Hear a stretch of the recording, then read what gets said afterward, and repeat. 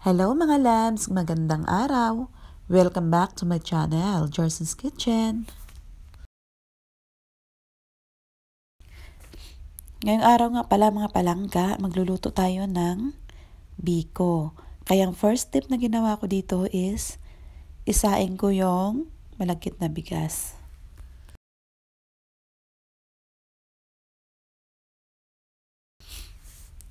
Then kapag naluto na yung sinaing natin na malagkit, pwede na tayo maglagay ng coconut milk dito sa kawaling gagamitin natin. Wala nang sukat-sukat itong mga langga. Tinansya ko na lang ito kasi nga nagmamadali kami dahil may pupuntahan pa.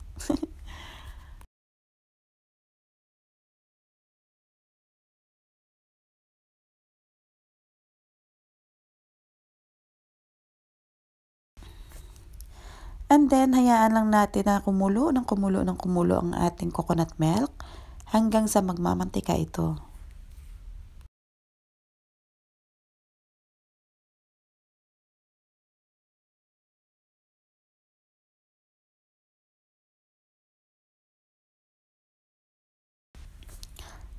Two cups nga pala itong asukal na nilagay ko mga langga, pero it depends po yun sa inyo. Kung gusto nyo ng mas matamis, pwede kayo magdagdag.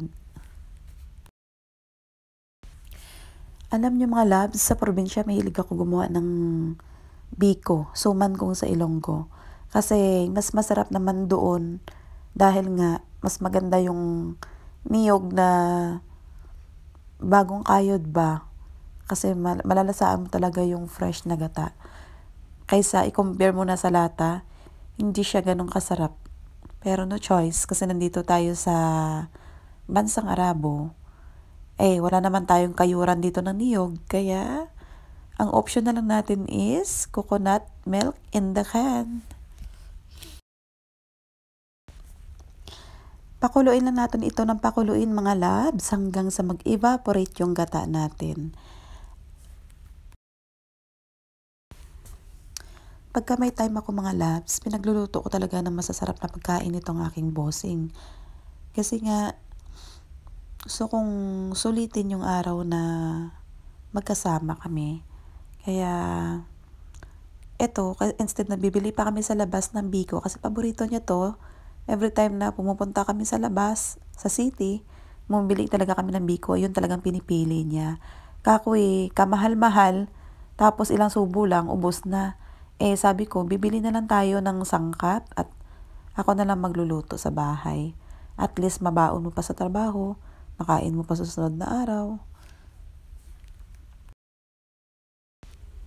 And then, kapag nag-evaporate na mga labs ang ating gata na may asukal, pwede na natin ilagay dito ang ating sinaing na malagkit. And then, halu-haluin lang natin ito hanggang sa matuyo o hanggang maluto ang ating biko.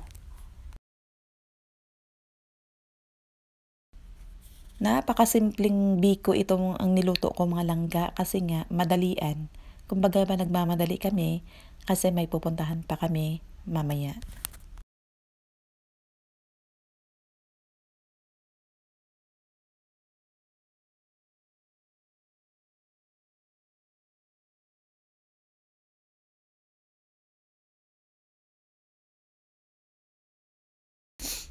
So yun mga labs, ituloy-tuloy lang natin ito ang paghalo hanggang sa matuyo ang ating gata at magmamantika. Nag-add nga pala ako dito mga labs ng konting asin para pampabalance ng lasa ng ating biko.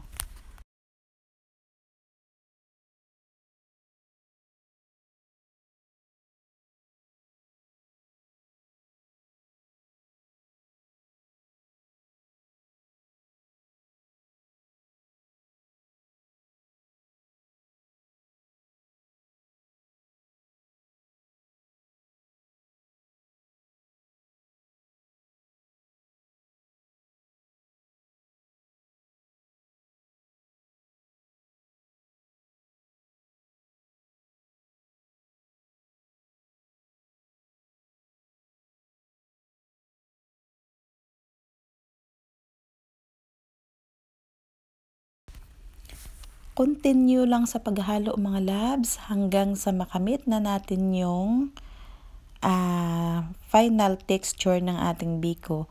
Kapag hinalo-halo mo na siya na medyo matigas o mahirap na siya haluin, that's mean na luto na siya. Again mga labs, lutong madali ito.